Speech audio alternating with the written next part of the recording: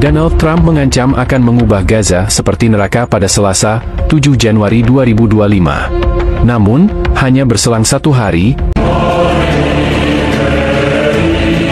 Jadi begini, kebakaran hutan di Los Angeles, Amerika Serikat sudah menghabiskan dana yang enggak main-main. 150 miliar dolar atau sekitar 2,430 triliun Gaza.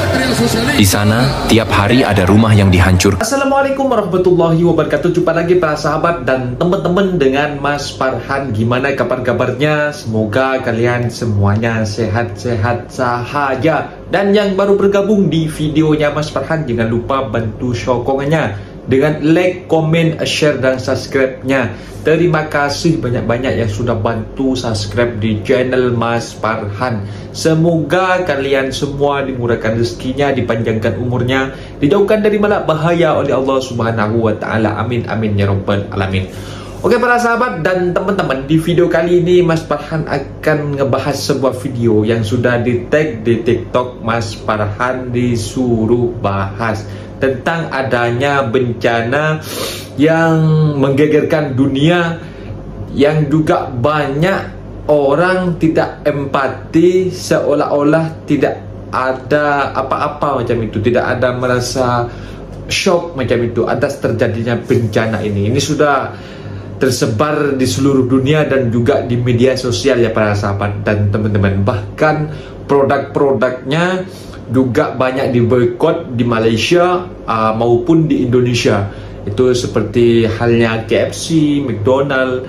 Intinya yang sempat kemarin antara negara A dengan I yang sempat ada kontroversi ya para sahabat dan teman-teman, sampai ada perselisihan lah, sampai diratakan macam itu.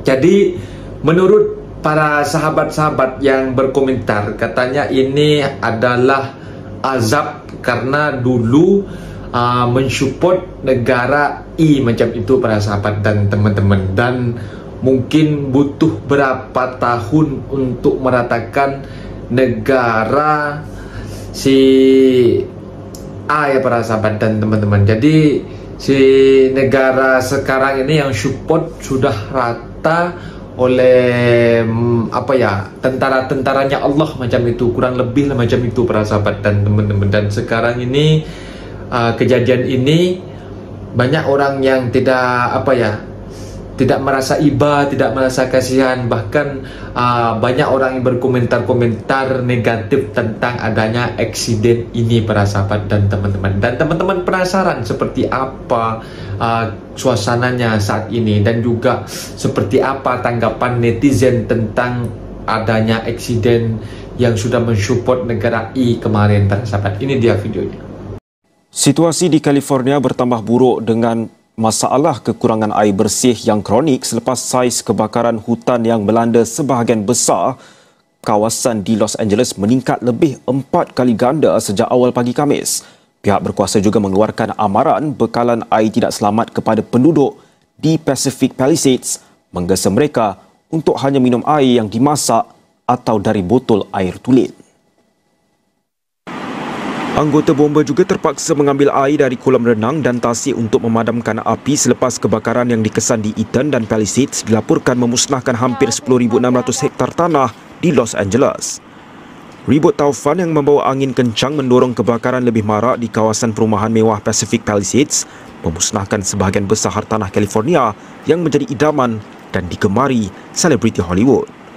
Presiden Amerika Syarikat Joe Biden turut mengisytiharkan bencana besar sedang berlaku di California, memudahkan pembiayaan persekutuan tersedia untuk individu yang terjejas. Kebakaran luar biasa itu sudah mengorbankan 5 orang dan lebih 100,000 penduduk diarahkan mengosongkan kediaman masing-masing. Sekurang-kurangnya berlaku 6 kebakaran yang semakin marak di Los Angeles dan daerah berdekatan Ventura. Kebakaran baharu dinamakan sebagai Sunset Fire berlaku di Hollywood Hills dan menyebabkan arahan pemindahan wajib termasuk di kawasan yang dipenuhi dengan rumah selebriti Hollywood. Hampir keseluruhan kawasan terjejas adalah di selatan California, terutamanya di Los Angeles. Tiupan angin kencang dan kemarau adalah punca utama di sebalik kebakaran hutan berskala besar yang berlaku ketika pertengahan musim sejuk di California Selatan. Penyelidik malah tidak menolak kemungkinan faktor perubahan iklim yang memainkan peranan utama bencana itu. Pentadbiran Lautan dan Atmosfera Kebangsaan menyebut perubahan iklim termasuk peningkatan haba dan kemarau berpanjangan menjadi pemacu utama yang meningkatkan risiko dan tahap kebakaran hutan di barat Amerika Syarikat. California sangat terdedah dengan bencana itu berikutan musim panas yang membahang dan kekurangan hujan sejak beberapa bulan kebelakangan ini. Sudah menghabiskan dana yang enggak main-main, 150 miliar dolar atau sekitar 2,430 triliun rupiah. Ini angka yang gila. Bayangin, itu setara sama 4% dari PDB tahunan California. Kalau dihitung-hitung lagi, kerugian ini mencakup rumah-rumah yang terbakar, properti yang hangus, sampai toko-toko yang diasuransikan. Dan sekarang mari kita berpikir sejenak. Asuransi. Perusahaan asuransi ini mungkin bisa kolaps kalau harus mengganti semuanya sekaligus. Apalagi ini terjadi di negara yang konon katanya paling maju, paling kaya, paling siap untuk segala bencana. Tapi apa yang terjadi? Dua elemen sederhana, api dan angin, sudah cukup bikin kekacauan segede ini. Tapi tunggu dulu. Coba bandingkan dengan Gaza. Di sana, tiap hari ada rumah yang dihancurkan, toko yang diratakan, dan tanah yang diambil paksa. Tapi apakah ada kompensasi? Tidak ada. Jangan harap ada asuransi. Malah mereka yang dihukum. Kenapa? Karena mereka bukan Amerika Serikat. Karena mereka bukan negara kaya. Lihat ironi di sini. Los Angeles dilanda bencana. Dunia langsung berempati, bergegas menghitung kerugian, mengirim bantuan, dan mencari solusi. Tapi Gaza? Kalau Gaza dihancurkan oleh serangan udara, apa yang dunia lakukan? Kebanyakan diam. Kalau ada yang berbicara, nadanya sering menyalahkan. Bahkan warga yang jadi korban sering disebut ekstremis, seolah mereka yang salah karena lahir di sana. Kebakaran di Los Angeles disebut sebagai peringatan dari Tuhan. Tapi kalau di Gaza, kenapa nggak ada yang bilang itu juga peringatan? Bukankah kehancuran di Gaza juga akibat ulah manusia? Dunia pura-pura lupa bahwa mereka yang dihancurkan itu adalah manusia juga, sama seperti warga Los Angeles. Sekarang pikirkan ini. Kalau Amerika bisa minta bantuan miliaran dolar untuk memperbaiki Los Angeles, kenapa Gaza tidak bisa meminta bantuan serupa untuk membangun kembali rumah-rumah yang dihancurkan? Kenapa anak-anak Gaza yang kehilangan keluarga dianggap statistik perang, bukan korban kemanusiaan? Ironi terbesar adalah dunia lebih peduli pada ekonomi daripada nyawa. Kalau rumah-rumah di Los Angeles terbakar, itu dianggap tragedi ekonomi. Tapi kalau rumah-rumah di Gaza dihancurkan, itu dianggap bagian dari konflik politik. Apa bedanya? Rumah tetap rumah, manusia tetap manusia. Kehilangan tetap kehilangan. Mungkin sudah saatnya kita berhenti berpura-pura peduli pada tempat-tempat yang kita anggap penting, dan mulai benar-benar peduli pada manusia dimanapun mereka berada. Baik itu di Los Angeles, Gaza, atau tempat lain. Karena kalau dunia cuma berpihak pada yang kuat, pada yang kaya, apa artinya kemanusiaan? Apa artinya kita berbicara soal keadilan? Amerika Serikat, negara yang mengklaim dirinya sebagai simbol demokrasi, keadilan, dan kebebasan, tiba-tiba rapuh saat api menyapu Los Angeles. Infrastruktur mereka rusak, ekonomi mereka terguncang. Tapi, apa respons dunia? Semua berlomba-lomba memberikan bantuan, berempati, dan memuji kekuatan rakyat mereka untuk bangkit. Sementara itu, di Gaza, setiap kali bom jatuh, setiap kali anak-anak meregang nyawa, dunia melihatnya sebagai berita biasa. Normalisasi penderitaan. Itu yang terjadi. Gaza seperti diletakkan di sudut dunia, di mana tragedinya hanya jadi statistik, hanya jadi headline sebentar sebelum dilupakan. Dan mari kita pertanyakan satu hal lagi. Bagaimana dunia bisa menoleransi standar ganda ini? Los Angeles terbakar karena alam. Gaza dihancurkan karena kekerasan manusia. Tapi entah kenapa, simpati dunia lebih besar untuk kota yang rumahnya bisa diasuransikan, bukan untuk warga Gaza yang rumahnya bahkan tidak diakui. Di Los Angeles, orang-orang bicara tentang kerugian finansial. 150 miliar dolar. 2,430 triliun rupiah. Angka ini jadi headline di mana-mana. Tapi di Gaza, siapa yang menghitung kerugian? Rumah-rumah hancur, sekolah-sekolah jadi puing, jalan-jalan jadi lumpur. Tapi dunia hanya sibuk bicara soal deeskalasi atau gencatan senjata sementara. Seolah-olah itu cukup. Dan jangan lupa, Los Angeles akan bangkit kembali. Dengan uang, asuransi, dan sumber daya yang melimpah, kota itu akan berdiri lagi. Tapi Gaza, siapa yang akan membangun kembali rumah mereka? Siapa yang akan mengembalikan tanah mereka? Siapa yang akan memberikan mereka harapan? Dunia malah memberikan lebih banyak senjata kepada pihak yang menghancurkan mereka. Ini bukan soal memilih sisi, ini soal moralitas. Kalau dunia bisa menggalang dana besar untuk kebakaran di Los Angeles, kenapa sulit sekali memberikan hal yang sama untuk Gaza? Apakah nyawa warga Gaza kurang berharga? Apakah tragedi mereka kurang pantas untuk mendapatkan perhatian? Ironi terbesar adalah, mereka yang hidup di Gaza tahu bahwa tidak ada yang akan menolong mereka. Mereka tahu bahwa dunia lebih sibuk menghitung kerugian dolar daripada menghitung nyawa yang hilang. Dan mereka tahu bahwa mereka sendirian, terjebak dalam konflik yang diciptakan oleh kekuatan besar yang lebih peduli pada geopolitik daripada kemanusiaan. Jadi mari kita berhenti berpura-pura. Kalau benar kita peduli pada kemanusiaan, maka Gaza pantas mendapatkan perhatian yang sama seperti Los Angeles. Kalau benar kita bicara soal keadilan, maka Gaza pantas untuk diperjuangkan, sama seperti kota-kota besar lain yang mengalami bencana. Karena pada akhirnya, sejarah tidak akan mengingat siapa yang kuat atau siapa yang menang.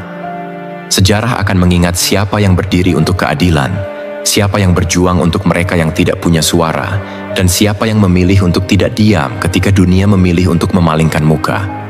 Sedangkan respon para pakar dan pengamat dunia soal situasi ini memang beragam, tapi di balik retorika mereka, seringkali muncul kontradiksi yang mencolok. Mereka yang mengaku ahli dalam hubungan internasional, kemanusiaan, atau politik global sering berbicara dengan bahasa yang diplomatis, seolah ingin terlihat netral. Tapi ironinya justru memperlihatkan keberpihakan yang terang-terangan. Pakar soal Los Angeles, tragedi kemanusiaan dan ekonomi. Ketika kebakaran besar melanda Los Angeles, para pengamat langsung menyebutnya sebagai tragedi ekonomi global. Mereka sibuk menghitung angka kerugian, memuji kemampuan negara dalam menangani krisis, bahkan menyebutnya sebagai wake-up call untuk perubahan kebijakan iklim. Namun mari tanyakan, kenapa pendekatan yang sama tidak berlaku untuk Gaza? Kenapa kehancuran di Gaza tidak dianggap sebagai tragedi global? Ketika ratusan anak kehilangan rumah, ketika ribuan keluarga hidup tanpa air bersih dan listrik, kenapa suara para pakar ini tiba-tiba menghilang? Apakah karena Gaza tidak punya nilai ekonomi yang tinggi? Apakah karena penderitaan Gaza tidak memberikan dampak langsung pada pasar saham atau harga minyak? Kalau alasannya itu, lalu di mana kemanusiaan yang selalu mereka gembar-gemborkan? Pakar soal Gaza.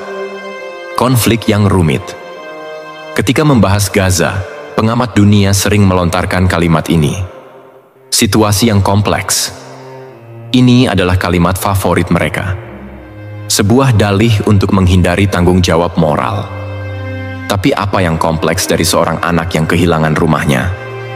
Apa yang sulit dari memahami bahwa manusia berhak hidup dengan layak, tanpa ancaman bom atau peluru? Para pakar juga sering bicara soal hak membela diri dari pihak yang menyerang Gaza. Mereka mengutip hukum internasional, mendukung langkah militer, dan menutupi tragedi itu dengan istilah seperti operasi keamanan. Tapi mari tanya lagi, apakah anak-anak Gaza yang sedang tidur itu ancaman? Apakah rumah sakit yang dibom adalah markas militer? Bukankah ini justru pelanggaran terhadap kemanusiaan yang nyata? 3. Ironi politik global. Berpihak pada yang kuat.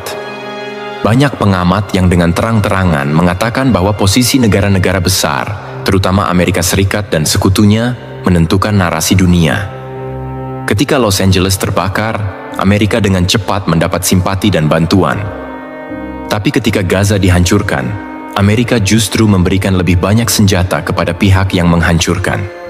Seorang pengamat Timur Tengah pernah berkata, Dunia tidak netral. Dunia hanya netral terhadap mereka yang tidak punya kekuatan. Dan itu benar. Ketika Gaza meminta perhatian, mereka dianggap meminta terlalu banyak. Tapi ketika negara adidaya seperti Amerika membutuhkan bantuan, seluruh dunia berebut untuk memberikan dukungan. Kritik sosial dari pengamat independen sering melontarkan kritik yang tajam. Mereka mengatakan bahwa dunia internasional telah gagal dalam memperjuangkan keadilan. Ada standar ganda yang begitu nyata. Los Angeles dihitung dalam dolar, Gaza dihitung dalam darah. Kehancuran di Amerika dianggap bencana. Kehancuran di Gaza dianggap konsekuensi konflik. Beberapa pengamat bahkan menyebut bahwa ini adalah bentuk apartheid politik. Dunia membedakan nilai nyawa berdasarkan asal-usulnya, berdasarkan paspor, berdasarkan afiliasi politik. Kesimpulan mereka, para pakar yang jujur menyebut bahwa tragedi di Gaza adalah bukti kegagalan sistem global. PBB lumpuh, hukum internasional hanya berlaku untuk yang lemah. Bahkan negara-negara yang mengaku peduli pada kemanusiaan lebih sering berpihak pada uang dan kekuasaan. Di satu sisi, kita mendengar bahwa Los Angeles akan segera bangkit.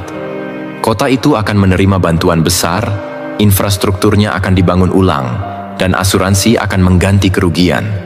Tapi di sisi lain, Gaza tetap akan berada dalam kehancuran. Tidak ada bantuan, tidak ada harapan, dan dunia akan terus memalingkan muka. Inilah kenyataan pahit yang sering diabaikan oleh mereka yang seharusnya berdiri untuk keadilan. Gaza tidak kalah karena lemah. Gaza kalah karena dunia memilih untuk tidak peduli. Dalam situasi yang penuh ironi dan ketidakadilan ini, masyarakat memiliki peran penting sebagai suara kebenaran. Kita sering merasa kecil, seolah-olah tindakan kita tidak berarti di tengah dunia yang besar. Tapi sebenarnya, perubahan selalu dimulai dari langkah kecil. Diam adalah bentuk persetujuan. Ketika kita melihat ketidakadilan di Gaza, Los Angeles, atau dimanapun, kita tidak boleh berpaling. Gunakan suara, media sosial, atau platform apapun yang kita miliki untuk menyuarakan kebenaran. Ketidakadilan di satu tempat adalah ancaman bagi keadilan di seluruh dunia. Empati tidak boleh bergantung pada batas politik atau agama. Ketika melihat korban, Nah, itu dia para sahabat dan teman-teman videonya, karena memang mungkin ada banyak komentar-komentar dari sahabat kita bahwasanya untuk meratakan negara Islam yang sempat mendunia dari Mas Farhan budak-budak dulu ya, dari Mas Farhan kecil dulu, memang sudah ada konflik di antara negara I dan juga negara A macam itu. Jadi sampai kemarin Mas Farhan sudah 2023 ni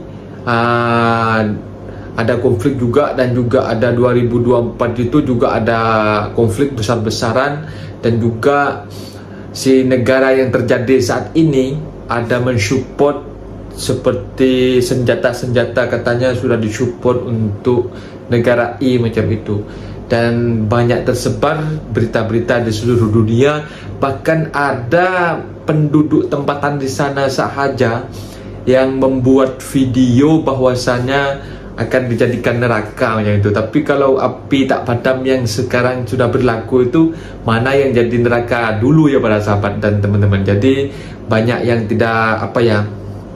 tidak merasa iba dengan atas eksiden yang berlaku saat ini. Mungkin yang dulu mengatakan negara ini tahan dari badai dan juga tahan dari serangan apapun, tapi ketika Allah sudah bertindak sampai 2 hari 3 hari itu tak padam itu para sahabat, eksiden itu tidak habis, bahkan kehabisan air untuk memadamkan semua eksiden itu para sahabat dan teman-teman. Ada yang mengatakan ini azab macam itu, karena dulu semacam menghina umat Islam di negara A macam itu para sahabat dan teman-teman. Mungkin videonya sampai di sini para sahabat dan teman-teman. Apabila ada kata benda yang silap, Mas Farhan minta maaf sebesar-besarnya. Mohon dibenarkan di kolom komentar. Mas Farhan undur diri. Wassalamualaikum warahmatullahi wabarakatuh.